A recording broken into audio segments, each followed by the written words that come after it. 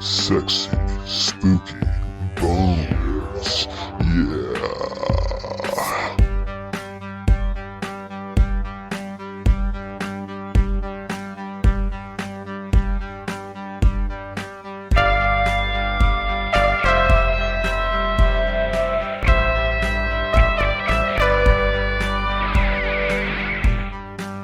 Hello and welcome to the Skeleton Boys, a horror movie podcast. I am Rolando. Here I am. There you are. Johnny. Right? Yes. Yeah. The movie we're reviewing has Jack Nicholson's dad in it, right? Did I get that right? Son. Yeah. Oh, I thought it was his dad.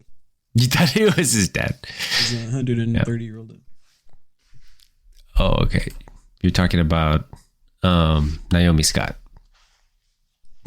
You mean Skye Riley, but yeah. Excuse me, yeah. Rosemary DeWitt. Yeah, Rosie. Yeah, father of Jack Nicholson. Father of Jack. Pretended to be his sister. No, I'm just kidding. Sorry, I don't know if anybody knows that whole story about his older sister his entire life. He didn't know it was actually his mom. Yeah. It's strangely a plot point in Chinatown that happened to him. It's real. And welcome to the show. This week we are reviewing Smile 2. As always, Sean will give us the plot in 5 words. We'll give our first thoughts, and then we'll go to a deep spoiler analysis. But first, we go back to TV Corner. We're reviewing TEACUP Season 1, Episode 1, titled Think About the Bubbles, which is, I think, is kind of a funny name.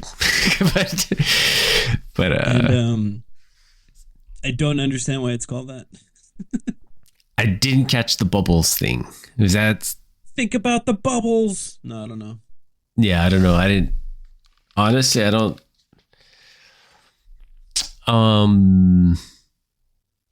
For a first episode... This felt like a first episode for a network TV show. Right. That track, instead of, say, like a cable show or HBO or, premium channel. What did it originally air on?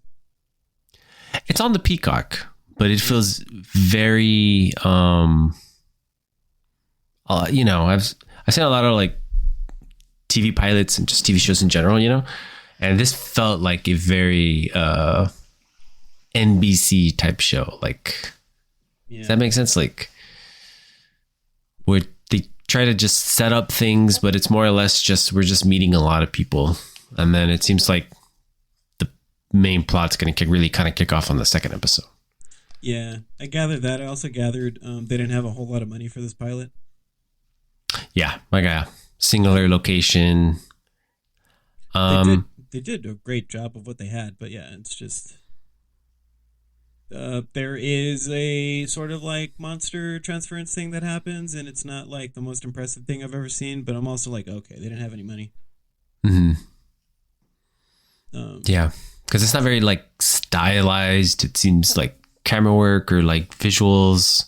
It's hard for me to pin down what the aesthetic of the show is. Is that kind dark, of track? I think, right? Just dark. Dark. Yeah. And then I don't understand why is the guy from Slipknot in this? Scott Speedman? No, the guy from Slipknot, one of the guys that plays on the Kegs. He pops out at the end and he's like spray painting the ground. Oh. So there's a guy I'm assuming is going to be our main antagonist, I'm assuming. That's got like a gas mask and he kind of looks like a member of Slipknot. Yeah. I imagine he's the one to...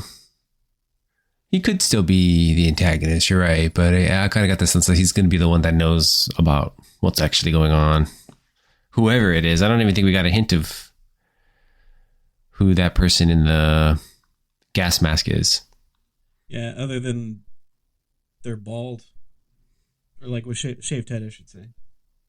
Mm-hmm. Is that the non-offensive way of saying something? Shaved head? Hairless? No, I mean like he's clearly got hair, but he just like shaves his head. Right. Okay. Yeah, that's what I meant, yeah. So I think that's only important to note because, like, if there's like a bald person, then okay, that's probably the guy. But this person, Mm-hmm. whoever they are, could probably grow their hair back out. Right. Yeah. What happened in this episode? More or less, just like setting up this family that lives on a ranch, and and Kathy Baker plays the mom. She's a fucking junkie.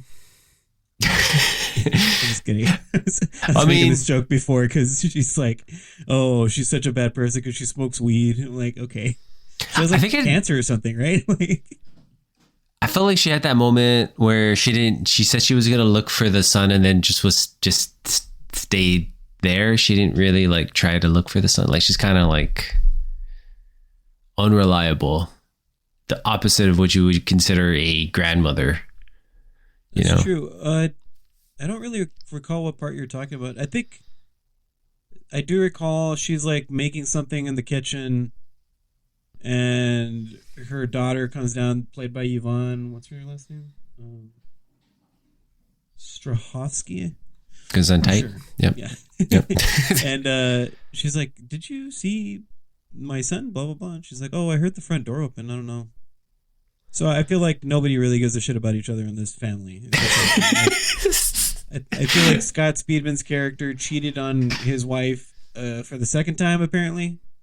Which there's a whole conversation that really made me like this episode. Where Scott Speedman's talking to the neighbor, and then you kind of gather that he cheated on his wife with the neighbor and told his wife that he cheated on her, but not with who. Mm-hmm.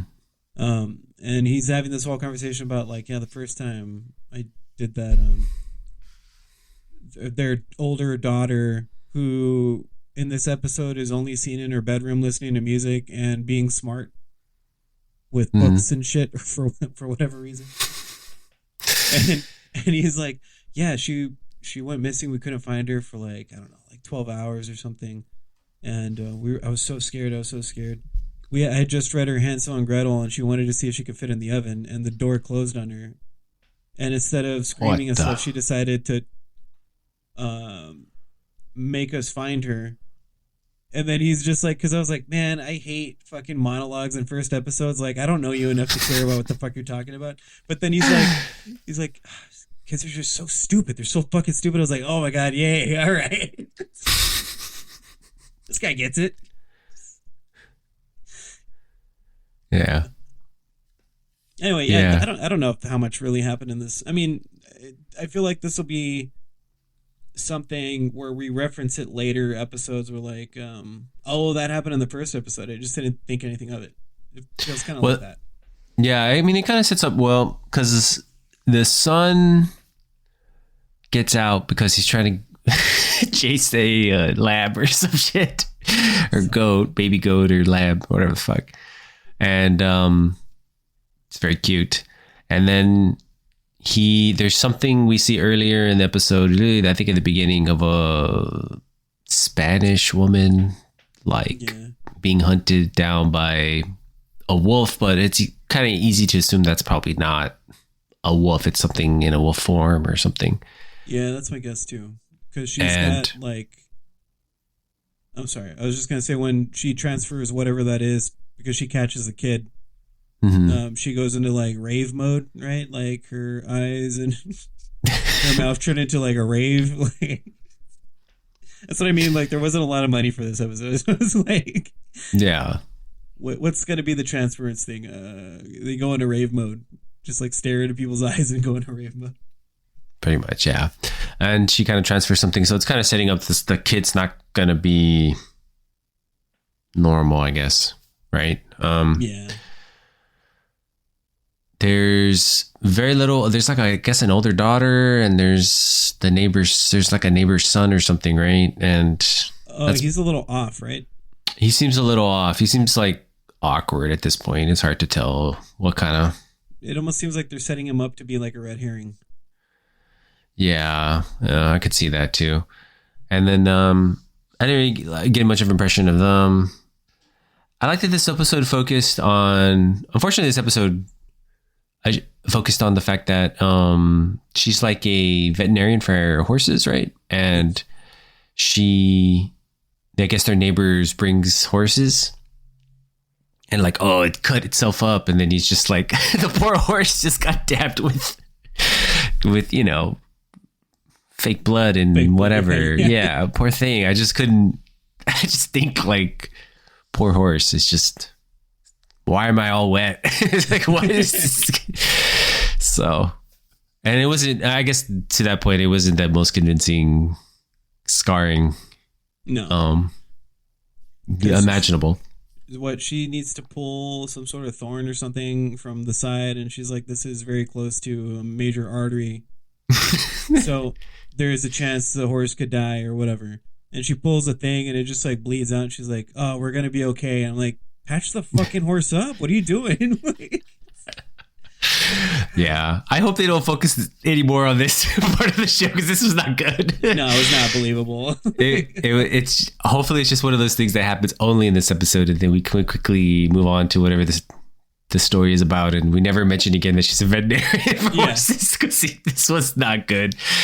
But I guess they were trying to have something happen, right? Some sort of event happen. I think this is what they came up with, which is fine. But again, like we mentioned, I think it was kind of a pilot shot on the cheap. Like, I don't know. Yeah, it begs a lot of questions. Like, is she going to be saving the life of this whatever creature that's pretending to be a wolf? Or Right, yeah. I don't know. I don't know. I don't know how that's going to play in. Potentially, yes, that she may heal the animal at some point. It's hard to tell. Very little in terms of like, they thinly sketched what this show's going to be about. Very thinly. I mean, it was still engaging enough to be like, yeah. Mm-hmm. What do we watch for like the first like 3 episodes? We're like, dude, this show might suck. I feel like I'm not being very specific because I feel like we've done that with at least like 4 shows. A handful of shows, yeah. I mean, but we sat through Chapel Wait. Waiting for it. Waiting for something, right? I was like, damn, it sucks. I don't know. Archive maybe one. I don't think we were fans of. That was a no, but we did finish it. Yeah, it's hard to remember the ones we didn't finish. Honestly, I could just quickly forgot about them. Yeah. Yeah. Well, that's that. I'm gonna change the subject real quick because I don't know what to say about that. It's not in the script, John. No, I don't know where we're going. I went to the Game Awards on Friday, which I didn't realize had become such a big deal. Oh, yeah, cool. See Harrison Ford talk about the new Indiana Jones game. Which is great, by the way. I've been playing it. Ella Purnell was there, and I whispered to my partner, I'm like, I talk shit about her on the podcast a lot. Aaron Paul was there. 21 pilots performed, but there was only 2 of them, so I think this orchestra filled in for the other 19. Yeah. And then I saw Snoop Dogg perform, and I guess he's working on making a company with his son to develop video games. Yeah, I saw the Game Awards too. I worked that day. I was kind of bummed. I worked that day, but I ended up catching up after I came back from work. Yeah, it was pretty cool. Pretty fun. I didn't see you, so I don't know. You know what's funny? So whenever they did the announcements on whatever stage where you could see the main stage behind them. Right, yeah. And they're like I was literally secondary pre-show stage. In the row right in front of that. So I didn't bother to like turn around and like look right behind me, but they were right behind me doing that. So I was like 5 rows in from the front. So I got to see everybody. Like, it was very close. That's good. And it's pretty insane. I have to give a shout out to my friend Hannah for hooking it up with tickets. She was like, do you want to see what I've been working on for like the past 3 months? I'm like, sure, yeah, why not? And then every time Tess and I bring it up, people are like, oh shit, you went to that? And it's like, oh wow, okay, yeah, I was there. Yeah, it was actually a good year. Say it was the best one in years. Yeah, pretty cool stuff. Quickly, what was one of the trailers you liked? What are you excited about? They're finally in the final stages of releasing a goddamn new Borderlands game finally, which I'm pretty excited about. Mhm. Borderlands 4 is finally, they debuted a trailer and it looks fucking rad. Mhm. The Indiana Jones game, of course. They did. Aaron Paul voiced a character in this new game called Dispatch, I think, which looks really interesting.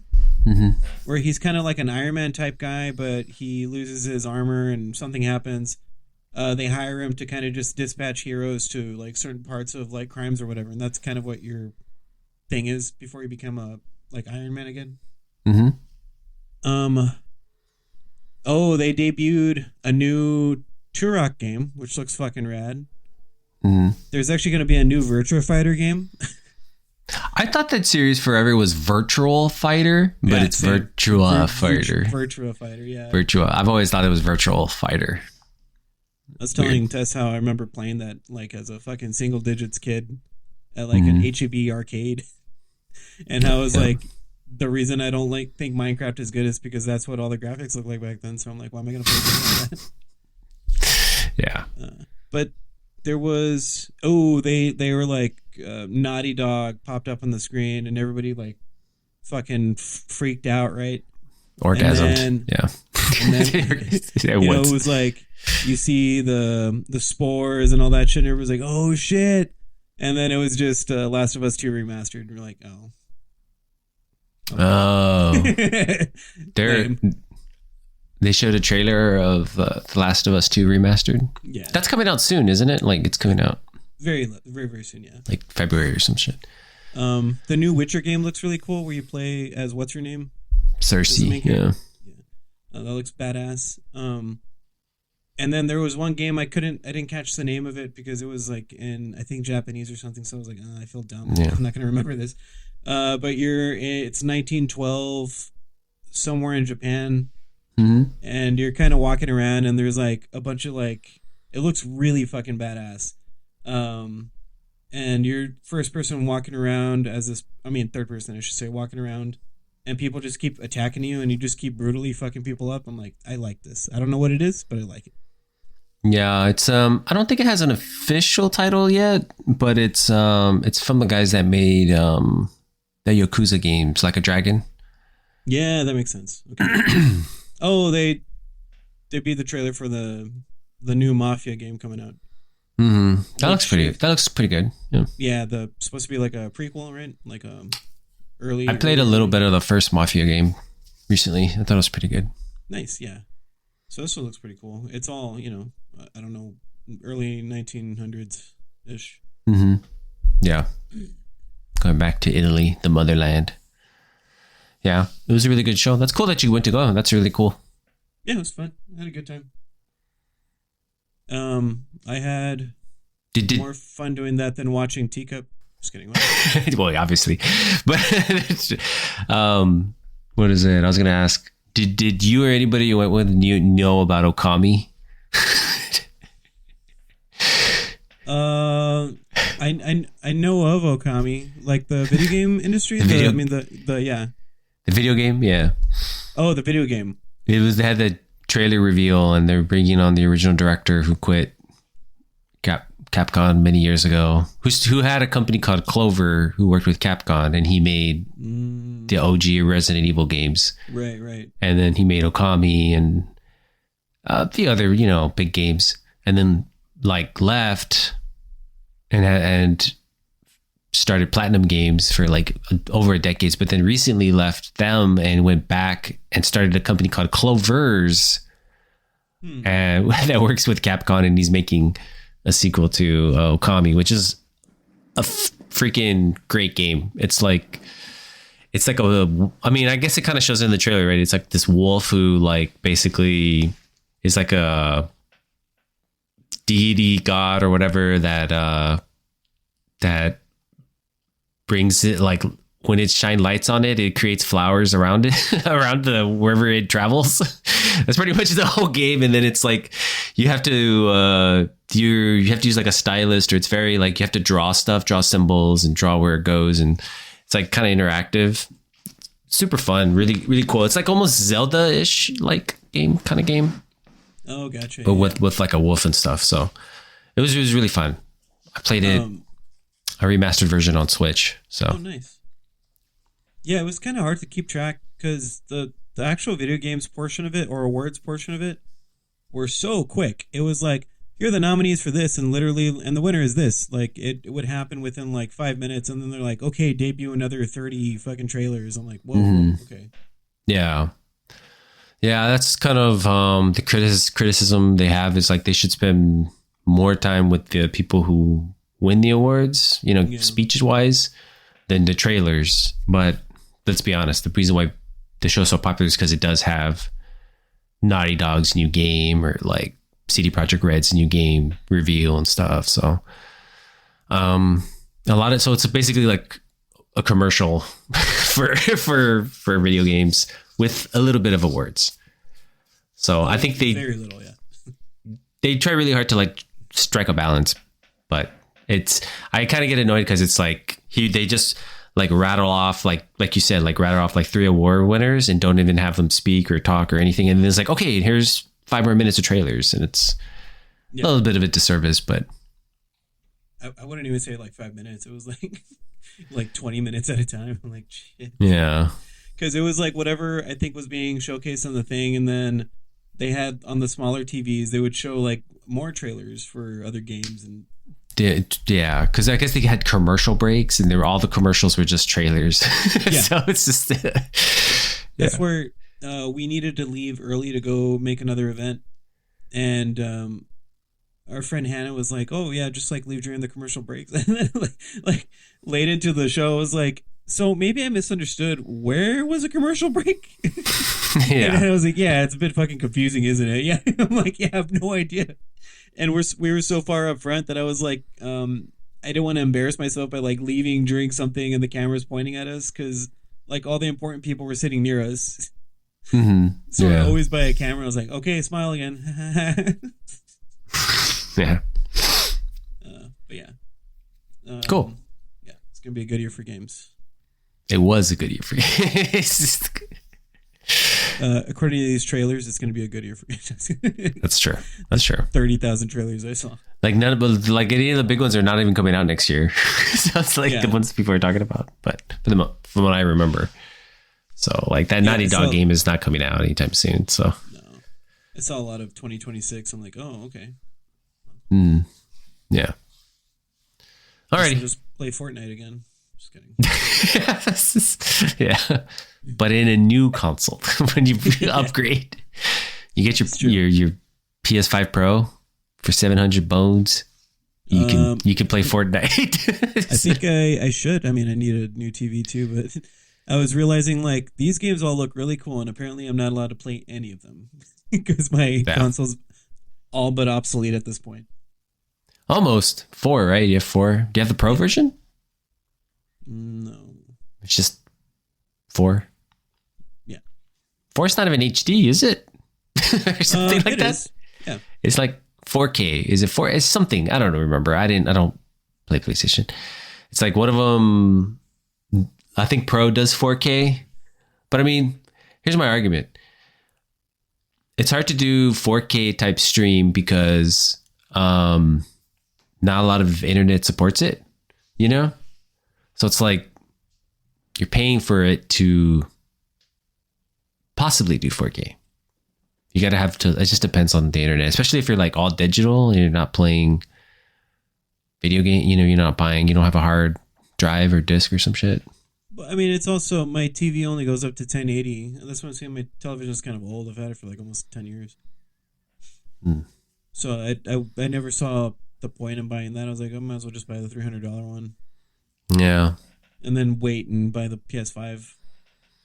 Well, I know a place that sells affordable TVs, John. Oh, shit. Circuit City. Radio Shack. Yeah, that's TEACUP. my weekend. Not bad. You want to just stick with it and see where it goes? Yeah, why not? Okay. Alrighty, let's move over to our main review of Smile 2. John, do you want to give us the plot in 5 words? Johnny. 5 word plot summary. roll, please. For Smile 2, coming in at number 3 for Johnny's 5-word review. I need a new brain. There you go. That's it. And coming in at number 2 for Smile 2, Johnny's obsessed with Skye Riley. And coming in at number 1 for Just Smile skip over 2. that. Coming in at number 1 for Smile 2, one long commercial for Prozac. Because everybody's so happy. Yeah, so this is it's funny. I think we reviewed this movie almost the same time last year. And we both really enjoyed it. And now a year later, or no, was it maybe, when did the first one come out? I may have that wrong. It may be 2 years. But we both were, if I recall, we both were surprised and big fans of the first movie. 2 years. 2 years, yeah. We both were big fans of the movie, and the same writer-director returns, Parker Finn. And this is kind of like his baby, right? Like, he's done a short that was very kind of a origin story for one of the characters in Smile, if I remember. And then this one kind of picks up after it. So, like, pretty much right after, right? I think that's right. Yeah. Right. Yeah. In other words, like, he continues, like, my biggest concern going into Smile 2 was, especially how fast this one kind of came out, was that it's going to be more of a rehash of the first one. The same, that he wasn't going to be anything. Yeah, just nothing new, which was, I found the original Smile to be incredibly original, and it really kind of announced, Parker Finn's voice to horror. So, John, what are your first thoughts on it? I think it's a hell of an improvement, and that's because, like you said, we both liked the first one a lot, and I was like, damn, this one's like really fucking good.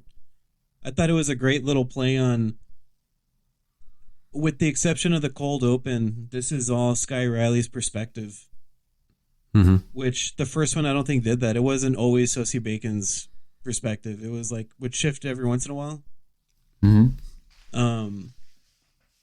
Yeah, so it was kind of like wild to just go on this like roller coaster of like, what the fuck's going on in my life, and you're not going to get any real answers because you're seeing what she's seeing, which I found really cool. I did have a conversation with somebody about, like, I just kind of wish they would really lay out what was real and what wasn't. I was like, I don't think it would have made sense because it's always her perspective. Yeah, I think it definitely felt intentional, right? Yeah. Like, even in the first one, the character had trouble with reality, right? Like, discerning what was real and what wasn't. So it's kind of more or less kind of was the same thing. I felt like if it was too, and it kind of is like, this is what this thing does. That's kind of like, those are the ground rules it's set, where it's distorting your reality, driving you insane. And I like that they phrased it that it's sort of appetizing on you, eating away at you, and all your insecurities and fears and your worst, emotions and stuff. And then it's done with you after a week, and then it moves on. So that was a great, different perspective. It kind of simplified a little bit, and it made it a little more. It kind of told what was going on with her, right, and what to expect. And also appreciated they didn't try. It's like you're getting a little more information about what this thing is, but they're not going to tell you what it is because it would probably ruin the movie. I don't know. Yeah, I did read that Parker Finn does eventually want to make kind of an origin story of this character, this creature or whatever. But because I'd imagine if he tries to do a follow up to this movie, it would be way more expensive, considering what happens at the end. Oh yeah, it's true. It kind of feels like a finale, right? This feels like the end. Yeah, considering what happens, there's no way to do that movie. It's very I feel like we compared it to It Follows, but I feel like It Follows, you can fight that thing. This one, it feels more like The Grudge. I think you're just kind of fucked, and this movie really sells that. Like, oh, sorry, like there's one way to get out of it, which they explain in the cold open, right? With what's his name from the first movie? Yeah. Kyle Gallagher. Kyle Gallner. Gallner. Yeah. Which that was cool. That whole sequence where he's trying to horrifically kill the drug dealer's brother in front of him, and then the guy fucking dies, and he's freaking out, and he doesn't realize that there's another person in the room the entire time. Yeah, and he was the one who kind of linked these two movies together, and he does that. The way he's doing it is because he was a cop, right? So he's trying to like do it in a way where it's like, oh, I'm doing it to bad people, so therefore it justifies. That's why he's having like, I guess if people had only seen the second one for whatever reason, not seen the first one, that may not be clear, right? That he was a cop or whatever. But I mean, the point gets made or whatever, that how it spreads, like how it spreads, I was almost lost on, because the guy that passes it on to Skye Riley, like, I was just like, how is this connected? Like, how are they getting connected? But I was like, oh, it's the friend. The friend was there.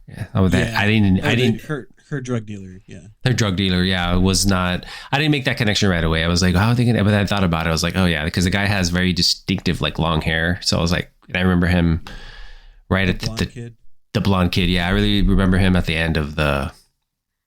Before what's his name gets dies. So there's a whole conversation. That's why I was like, oh, it's gonna follow this guy now, or like we're gonna follow this guy's story. Which is why I was confused when he's like, I'm sorry that this is happening to you, and he kind of explains, or he tries to explain something, and he's like, I'm sorry, and he fucking leaves. And I think before he can explain how to get rid of it, a bunch of other drug dealers show up or something, and they're trying to shoot him. yeah, pretty much. And my assumption is one of the drug dealers coming in had a truck that nobody saw, because they're out in the middle of fucking nowhere. Like, there's literally nothing out there. And Kyle Gallner runs across this back open road and gets hit by a truck, and it's like, how does nobody see this guy running across the street, and or how does he not notice that there's a truck barreling down the fucking road? There's nothing out there. It's like basically where we grew up. Like, but I'm assuming it was one of the drug dealers, I guess. I don't know. Yeah, that was a little unclear, but it very well could have been like they could have been all part of the same group, right? Yeah.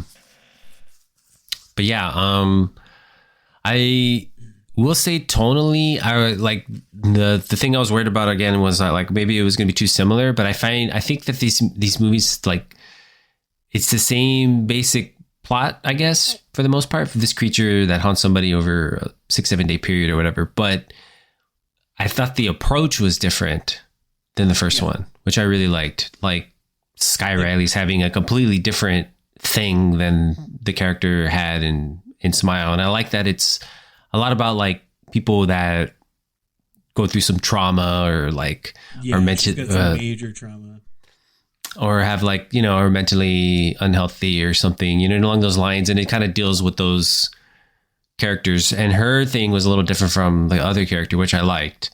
And even the approach, the filmmaking approach, because I felt like maybe, I don't know, correct me if I'm wrong, but like I thought Smile had more incidents of violence, and there's a lot more, it was more like shocking, kind of gory violence. And I thought this movie had similar moments, but it was more psychological in a way, more in the realm of like Kubrick or like Argento kind of you know, style.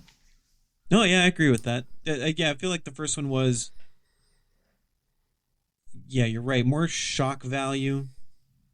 But you're also very correct. And Sosie Bacon's character was just a doctor trying to help somebody. And you know what you just mentioned right now, Skye Riley's got trauma. She's somebody who went through a horrific accident and is trying to make her comeback, and she's like, you know, a world famous pop star. And I like how they Parker Finn solidifies that by fucking casting Drew Barrymore to with an average show. Drew Barrymore it up. On. Yeah. Which, Yeah. that makes it more believable. Like, oh, this person's like ultra famous. Got it. I almost think like if this movie was made 30 years ago, Drew Barrymore would play this character. So, yeah. But I really I also like the touch of like the thing where Skye Riley has this condition where she like pulls her hair out, which is actually a real thing that people do because it's a real like tick when they're dealing with stress. That's how some people release their stress by pulling out their hair and stuff like that. And which is why you see the same people, I think, they have like a bunch of rubber bands around their wrist. And instead of pulling hair out, they pull on the rubber bands and hit themselves to like mildly cause pain. And it kind of relieves that tick. Yeah, like I did try this. I read about it and I tried it because I one of my bad habits is I bite my nails. Oh yeah, so you're gonna hear first, folks. Rolando's finally gonna explain why he has no hair. No hair. No, I mean if you really want to get to Pan Am, no, just kidding. Actually, like I did. Well, there's two things. So I did try to when I was trying not to bite my nails. They told me to just like do like a repetitive circle on your arm or something like that until the feeling passes, which I did for a good while and then quickly stopped doing it. so I still have that habit, but the pulling of the hair, actually, I did have that too, but I would pull, since I don't have any actual hair, I pulled leg hair. Pubic hair. Oh, leg hair. Leg hair, pubic hair. No. It's very neatly trimmed, John. Come on. It's all connected down there. That's where it's all connected. Yeah, I would pull off like riff up like hair from my legs. It was pretty bad. Yeah.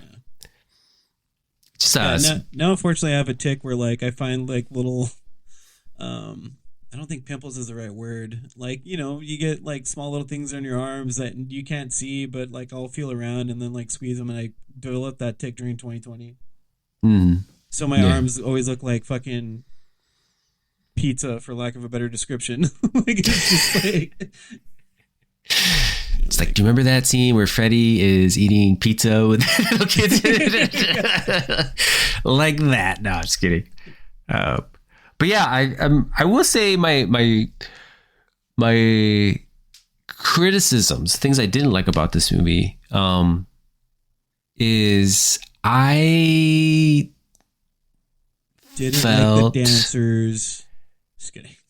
In a way, no. I thought a lot of the more intense, scary moments in this movie were a little too much over the top, to where I feel like I was pulled out of these moments. Specifically, like I could see that, but I'm also realizing like I should have watched this in theaters. I kind of goofed. I feel like those moments would have been cooler.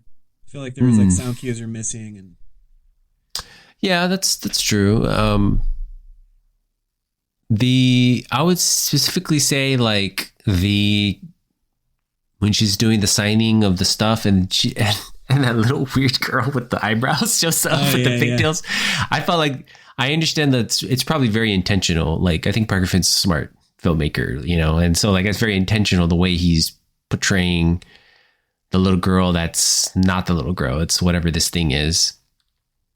But it's very much like a comedic moment. Kind of, because it was kind of goofy. That is something somebody brought up too. Like, I didn't get that. Like, how come nobody else is like, oh, this little girl's acting weird? And it's like, again, I feel like if you don't watch the first one and then watch this one right after, or within like a short, if you at least try to remember the first movie, people that were infected by this thing could see these people smiling at them, but nobody else could see that. They would just see like a normal person going like, why is this woman looking at me? And I feel like the film did a good job of explaining that she's clearly somebody that's seeing things. There was like she's having like this mental breakdown. I think they made it very clear. And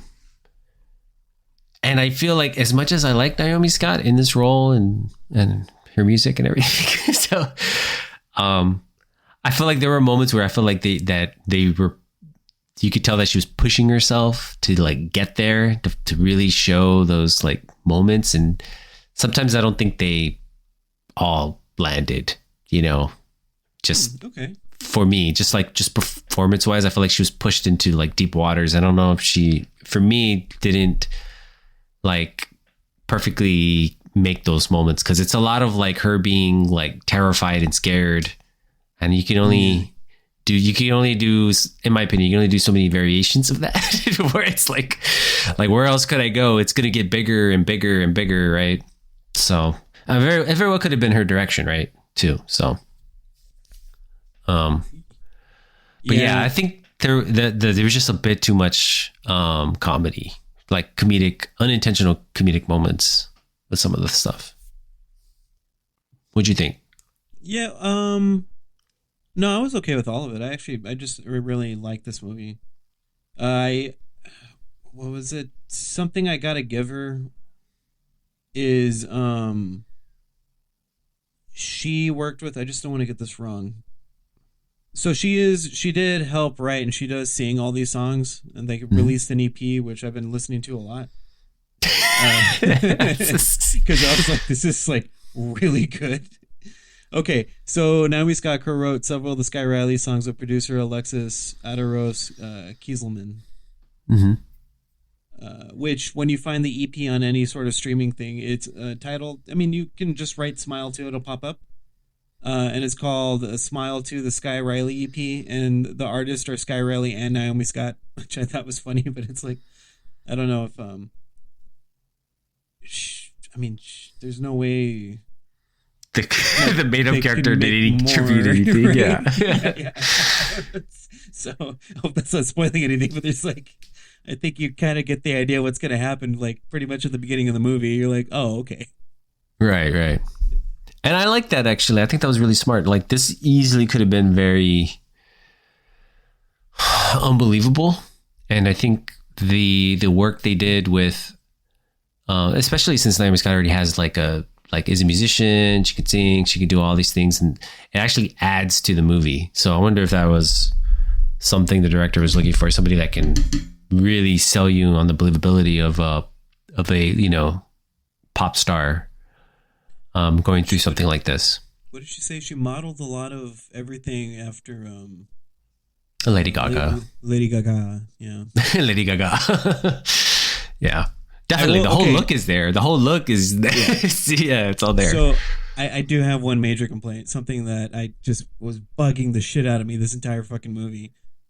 I'm not even going to look it up, but whoever the fucking costume designer was, I was like, what the fuck is this? Like, every single person's outfit, I'm like, what is this? Which part? All of them? It. Just general? Yeah. Probably with the exception of the beginning, and I get it's supposed to be like, oh, this is supposed to be like high class, like they're rich and blah, blah, blah. I'm like, yeah, not everybody dresses like fucking Kanye West, though. Like, yeah. I was like, these outfits are fucking atrocious. I'm sorry. And I get the symbolism of the butterfly or whatever costume, but I was also like, this looks terrible. Yeah. I mean, I don't know if I paid too much attention to those things, but yeah, I thought they didn't leave an impression on me either. I'll say that. None of the look. She did have really nice, striking blonde hair. Yeah, that was cool. No, that was cool. Yeah, like her dramatically trying to change her image, and it worked really well because I feel like if I didn't know who this actress was or like who the character was, I'd be like, who's this person? And when they do the flashbacks of what happened to her, you see that she has, she looks like regular Naomi Scott. You're right. Yeah, just maybe a longer black hair or something. Which I don't know if that's a spoiler, but man, that was a hell of a scene. With Jack Nicholson's son. I was okay with. I was okay. It didn't land on me too much. I would say I liked it. It was fine, but I didn't like.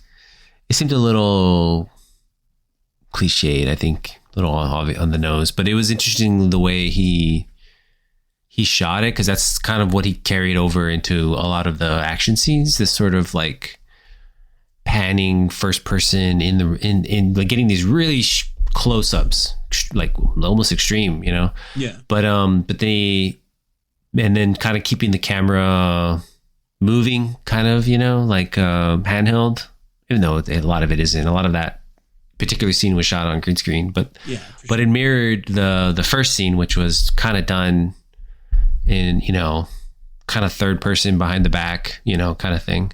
Okay. I have to ask though. So you felt like that was cliched. What about it felt cliched, and what would you have done differently? I guess. Oh, okay.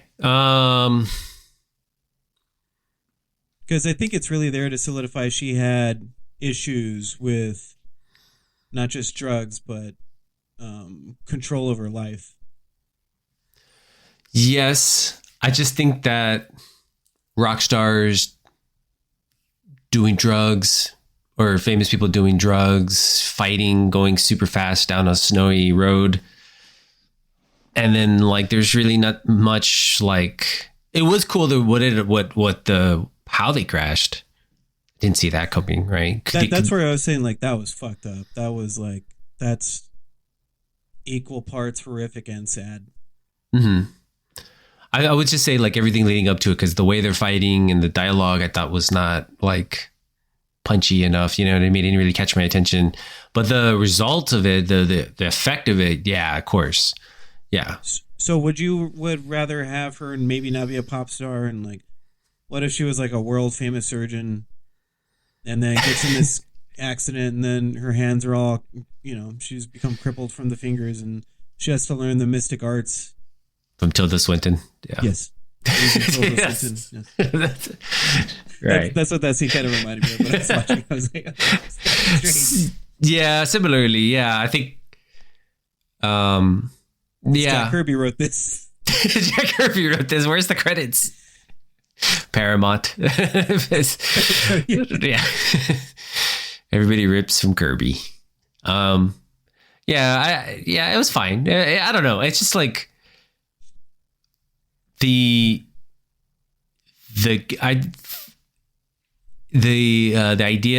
cliched idea of like, oh, he's a rock star, drug problems and all this other stuff is like, it's a line. It's a balance he had to reach, right? Because he's telling interesting, like deep psychological story of this character, Skye Riley, who is like this pop star, right, or whatever. And like, that scene didn't quite like, still trying to tell that story of like, he's going to have to lean into like pop star story, cliched pop star, into drugs and tries to recover. But then also, like I said, like the more interesting aspects of it were like her psychological breaks in the darker side of her character and stuff. Would you say this character is very unlikable? Did you have any empathy for her, considering how the movie ended? That's a tough one. I want to say, yeah. I mean, a little bit, because I think ultimately what this journey that you take with this woman is, you realize a lot of the major issues she had were not really all 100% her fault. I think, like, Rosemary DeWitt played a very subtle, like, I didn't realize it was her mom until like, I don't know, a second act or something, or like, I don't know, somewhere around there. And I was like, oh, she kind of sucks. Like, the whole thing is just about like, hey, make sure you go back on tour. We got to do this. We can't embarrass ourselves. So I think like this is a child star, dealing with never having taken a break, never getting her Hayden Christensen moment. Where he's crying at D23. So, they accept me. I think before we get into spoilers, I'll say like I think they did what I really liked is that I would say I don't have empathy for her. I'll play devil's advocate and say I don't have empathy by the end of this movie. I think she's not a likable character. Even though, yes, even though a lot of her choices are out of her control, right? Because she probably was micromanaged by her mother and told you have to look like this and do this. And I think the filmmaker does a really good job of isolating her and she's like very, very isolated, very alone all the time. She doesn't have any real friends. She doesn't have, good family support, and she can't trust anybody. And a lot of that was, so a lot of the behavior she exhibited before when she was on drugs was probably because of that, because she probably was not equipped, mentally to deal with a lot of the pop star life or whatever. And so that, I think that kind of like tells about the second part of the movie and about the actual movie. And I think that like just based purely on her behavior, I again wouldn't find her character like empathetic enough. I see what's going on. It's because she treated poor Alfredo like a piece of shit. Yes. I was joking about that character. So this character is like got some sort of leprosy, and he's like unhealthily like obsessed with Skye Riley. Right. Yeah. And then kind of mentions things like we could be together while he's doing like a photo op thing. And I was saying out loud like, "Hey bud, we got a part for you." He's like, "All right, what's it in?" He's like, smile too. He's like, "Hell yeah, what is it?" "Okay, well, you're gonna have to be naked and have your skin fall off." And it's not even dealing with the monster. But I can see where you're coming with that. And also I need to quickly shout out one of our hometown friends, Raul Castillo, is in this movie. I was confused about what he was, but then I thought he was the boyfriend, but he was not the boyfriend. He was the tour manager, I think. Tour manager. Yeah, he worked with the record company or something along those lines, right? Like he was like publicity or something. Okay, cool. Did you want to go into spoilers? Yes. Wait! No. Stop talking, guys. Stop the podcast. Please stop the podcast. Because we're about to go into spoilers. Skye Riley is now smiled. She finally smiles at the end. It's happy.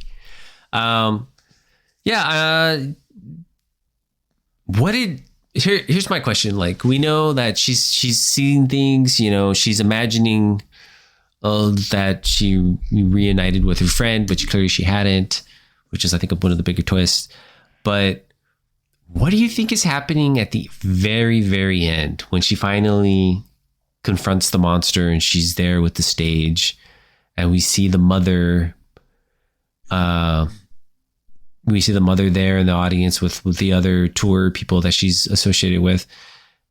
And do we think that that's all happening like in real life, or is it happening it's only inside her mind? I think that's all happening in real life. There is a moment where she realizes she's not drinking the water, like she's dehydrated, like, and she's, like, what's going on? She goes back home, and then she sees like all her backup dancers are all like appearing out of nowhere, smiling and doing like these intense, like, it feels like a music video. But, yeah. I think at that moment when they pin her down and they somebody shoves their arm into her throat, it's like all in her head what's going on until the very end. And we've already established in the first one that people get possessed by these things and it's not like they're there anymore. They're just being controlled by whatever this thing is. Yeah. So it was playing out this whole situation in her head where she's thinking she's going to be able to get rid of it, but she's already fucked. And then when the beast goes break a leg, I think that was the demon monster, whatever's plan all along. Because the demon talks to, I'm going to call it a demon because at some point somebody calls it a demon. The demon talks to her more in this movie than the demon talked to Sosie Bacon in the first one. There's like more conversations that are had. Yeah. I agree with that. The demon thing is all like, kind of saying like I took a liking to you, blah blah this, blah blah blah that, and I think it becomes clear at the end because the demon needed her to spread this thing at a mass level, right? In Poughkeepsie, New York. I don't know.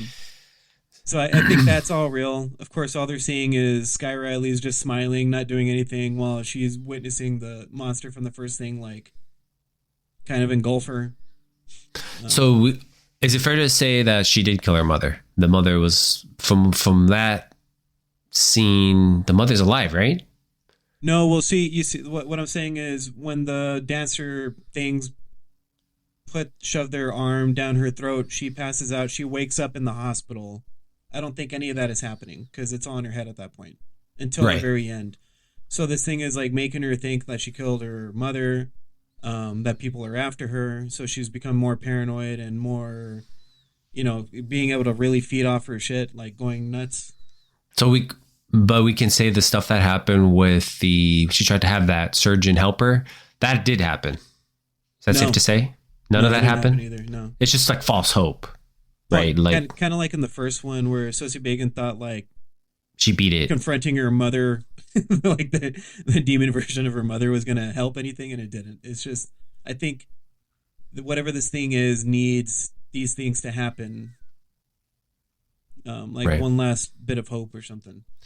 Yeah, and so with that said, I think it's a huge swing, like the way it ends, like. How do you like we were saying earlier? How do you make a sequel about how the fact that she finally succumbs to the whatever demon thing takes full control of her, and then with there in the concert, and she ends up like killing herself, which was how that it transfers over. But then there's like all these millions of people. Yeah. So we don't know if it's gonna maybe do one person, do all of these people. I think it's yeah, and.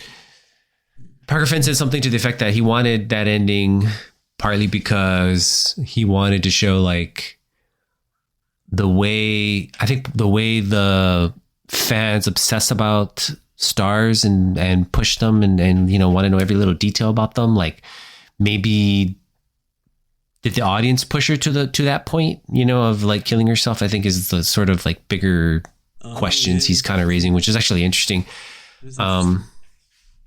But I like that. Yeah, I know I'll probably put my my foot in my mouth by saying like there's no way they're gonna make a straight sequel for this, but but I'm pretty sure he's a smart guy. He'll probably figure it out, right? Like it'd probably only focus on a few people at a time, but I don't think it would be anybody's sole story again. Right. Yeah. Which would be interesting to watch. I don't know. Yeah, I'm the also implications wondering of it about like the people in the audience. Like if I saw that happen, I'd be like, "Oh man, that's fucked up." But I've also grown up watching Faces of Death and shit like that, so this is just a bummer, really. Like, would it still affect me?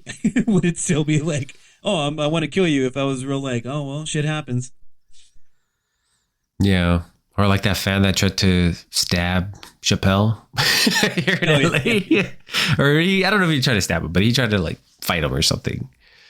So yeah, I don't know. Yeah, that you had seen that's the sequel. It's gonna be about comedians with Seth Rogen and Judd Apatow.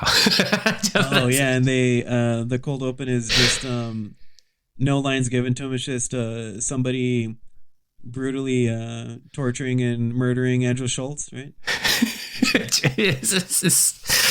I have an opinion on this. So he's become like a right-wing comedian darling, right? And he recently came out saying, "Oh, Kendrick has like shit to say about me," but like, and he's telling all these other black comedians like, I mean, what's he gonna do? Like, I'll pin him down and he can't get away from me, and I'll have my way with him and blah blah blah. I'm like, this guy's making a gay rape joke. Like, what is what are the rules with conservative people? Like, they hate gay people, they hate all this, but man, they can't wait to rape somebody, a black guy. I don't know. Like, it's fucking football teams, bro. If you're not on the right team, they're the enemy. That's all it is. It's what politics is reduced to: teams.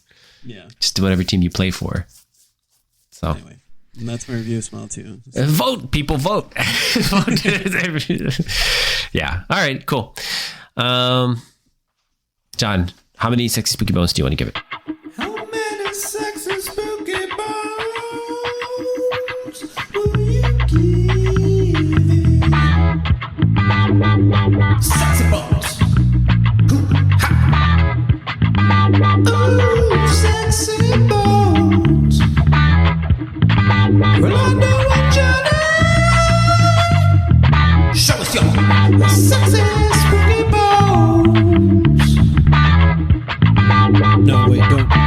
Don't do that. Just rate the movie. I'm gonna give Smile 9 sexy spooky bones.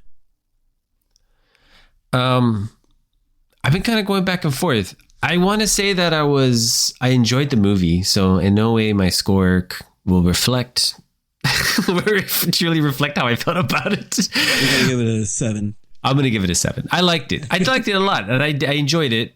But like, I don't think I was like, and I'm not comparing them either. Just as a film itself, I think I had a little less fun than I did the first one. But so I'll give it a 7. I think I gave it pretty high marks 2 years ago or a year ago whenever we reviewed it. But it came out in 2022. yeah, so I think whenever we reviewed it, yeah, I think I gave it maybe an 8 or something, 8 or 9. But I would say it's a little bit less, just personal taste. Because I think that Parker Finn is a really interesting filmmaker that's sort of broken through and is writing, directing his own movies in a studio system, which is uncommon at this point. Very few people are doing that, so it's good to support somebody like that. Alrighty. Oh, one more question: Skye Riley or M. Night Shyamalan's daughter? This is very similar, right? But the correct answer is Skye Riley. The type of music. Yes, I can listen. I probably will listen to Skye Riley, even though I didn't much care for something head damage song or whatever the fuck, brain damage song. Oh, I need a new brain. I need a new brain. I didn't care for that one, but that's like my favorite song right now. Yeah. I think I'm more of a reach for the sky Riley person. Yeah. Then whatever her name was, Shyamalan's daughter. Yeah. I don't know. Raven or some bullshit. I don't know. Raven. There you go. Yeah. I think, yeah. All right, guys, gals, non-binary pals. Thank you for listening. And as always, stay spooky. That's my Skye Riley. You're welcome. thank you.